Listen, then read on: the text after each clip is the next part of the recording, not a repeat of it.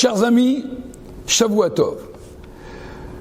Ce Shabbat, nous sommes dans une paracha encore particulière, qui va en vérité dessiner le peuple juif, l'avenir du peuple juif. Parachat Vaishlach.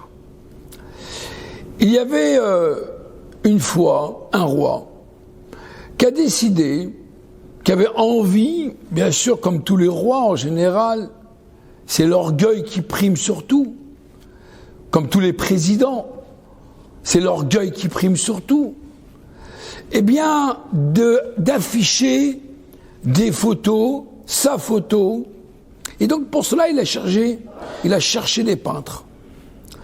Donc il a commandé 3 peintres. Mais le problème de ce roi, il était boiteux, donc avec un pied en moins, et il avait un œil qui ne voyait pas.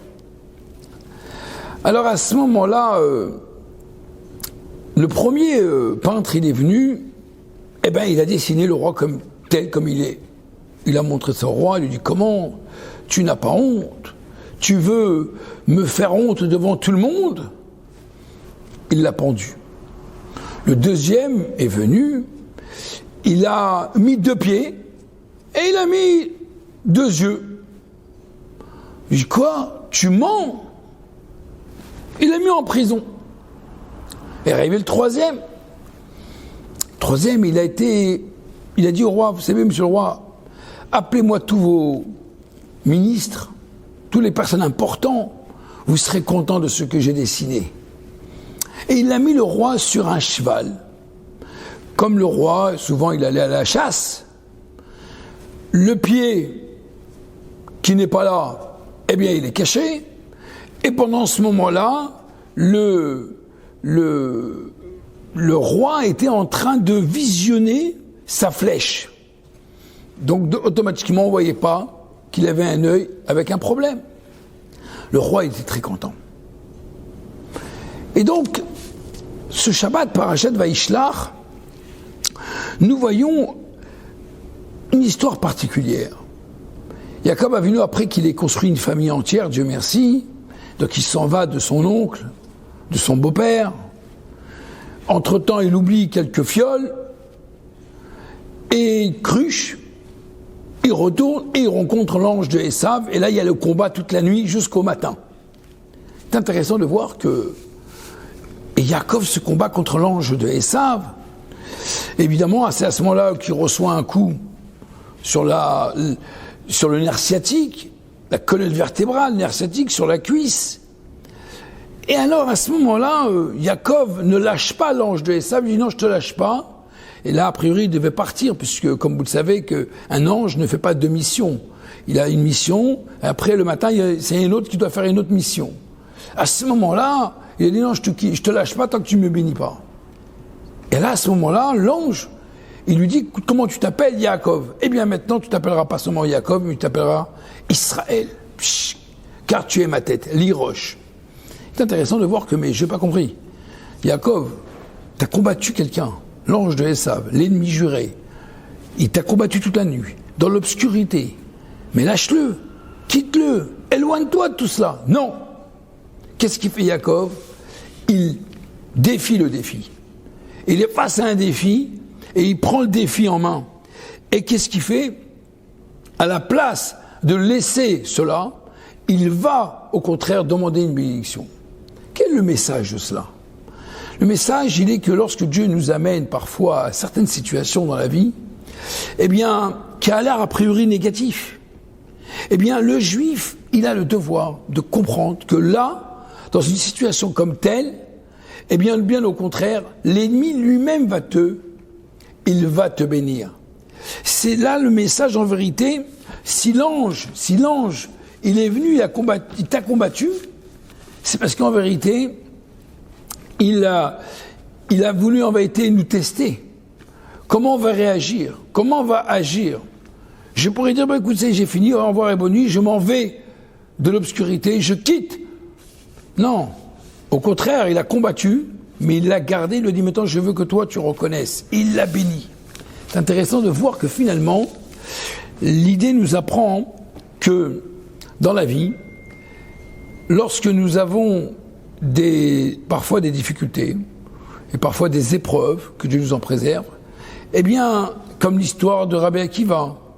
Rabbi Akiva, il s'est retrouvé pour vouloir rentrer un jour dans une ville avec son coq, son âne et sa fiole d'huile et sa bougie. Et à ce moment-là, on l'a refusé l'accès dans cette ville.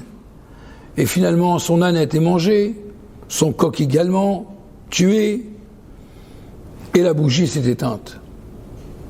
Eh bien, finalement, la Torah nous raconte la Gemara nous raconte que lors de ce moment-là, ou lorsqu'il a voulu rentrer dans la ville, ils l'ont refusé, eh bien, il y a eu des brigands qui ont pris des otages de la ville. Et là, Rabbi Akiva a dit, oh là là, tout ce que Dieu a fait, c'est pour le bien. Et pourtant, la bougie s'est éteinte, le coq est mort, l'âne est mort. Eh bien, Rabbi Akiva nous apprend que tout ce que Dieu a fait, c'est pour le bien. Même si ça a l'air a priori extérieurement mal, comme l'ange avec Esav, ben Jacob nous a appris que même s'il y a eu un combat avec l'ange de Esav, finalement, on voit d'ici que Jacob ne l'a pas lâché, et il l'a lâché uniquement après qu'il lui a demandé une bénédiction. Parce que quand on est des fois dans la vie, dans une situation où des fois on nous envoie des anges qui viennent nous casser la tête, viennent nous perturber, en vérité, c'est un message qu'en vérité, ils ne viennent pas nous perturber. Ça a l'apparence extérieure de nous perturber. Mais en vérité, ça a l'air plutôt, c'est venu pour qu'on se relève, pour qu'on soit encore meilleur. Et ce qui s'est passé, l'âne, chez Rabbi Akiva, le chamor, ça veut dire c'est le matériel d'un homme. Le coq, c'est la vie de l'homme. Comme vous le savez très bien qu'à la veille de Kippour, nous approchons un poule, un coq, pour nous dire, voilà, ce coq va être égorgé et nous allons vers la vie. Donc finalement, c'est la Neshama. Et la flamme et la bougie, c'est la Torah et les mitzvot. Et lorsque, malgré tout ça, quand on n'a plus rien de tout ça, quand on est vidé de tout ça, Rabbi Akiva dit que tout ce que Dieu fait, c'est pour le bien. Et de ça est sorti, finalement, regardez, Rabbi Akiva, il est sorti Rabbi Akiva. La même chose avec Yaakov. Yaakov, il a combattu seul avec l'ange de Esav. Et il a montré l'histoire au peuple juif, puisque Yaakov, c'est celui qui représente le peuple juif. Nous descendons de lui. 12 enfants, 12 tribus du peuple juif.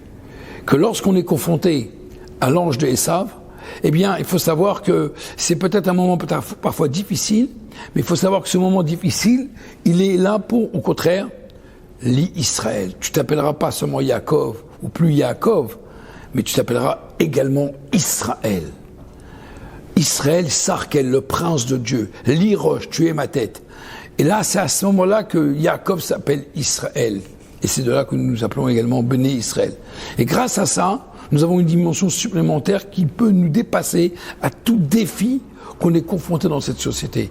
Donc lorsqu'on nous savons que Akadosh Baruch Hu ne fait pas les choses anodins, il ne fait pas les choses par le hasard, mais c'est parce qu'en vérité, il veut nous lancer un message que nous sommes capables de surmonter, et c'est ce que Jacob a fait, ce que également nous aussi, nous allons surmonter, si Dieu veut, les défis que nous avons face à nous, face à nos ennemis, face à ceux qui veulent nous exterminer, à tous ces antisémites qui veulent essayer de nous refroidir dans notre judaïsme. Bien au contraire, ces antisémites, parfois ils nous rendent un service. Lequel ? Eh bien, c'est que nous devons nous réidentifier comme juifs. Pas avec une étoile jaune sur nous, mais avec un talit, avec des tfilines, avec des tzitzit, avec une mezouza à la porte, venir étudier la Torah et allumer la Chanoukia pour Chanouka, allumer les bougies, Erev Shabbat pour les dames, mettre des tfilines pour les hommes, donner la zaka. Tout cela, cet antisémitisme nous amène à, encore une fois, nous dévoiler le meilleur que nous avons en nous. Que Dieu y fasse. Bezrat Hashem, grâce à ce Shabbat Parashat Vaishla, on puisse une fois pour toutes combattre l'ange de Esav, l'ange de Edom, et bien que Dieu y fasse que Bezrat Hashem, Arser Edom, et qu'on très prochainement, si Dieu veut, on pourra être présent au Beth Amikdash, 3e temple, et évidemment, avec le retour de nos otages en bonne santé, et évidemment le retour de nos soldats, que Dieu leur donne longue vie et santé et réussite. Merci beaucoup, Shabbat Shalom.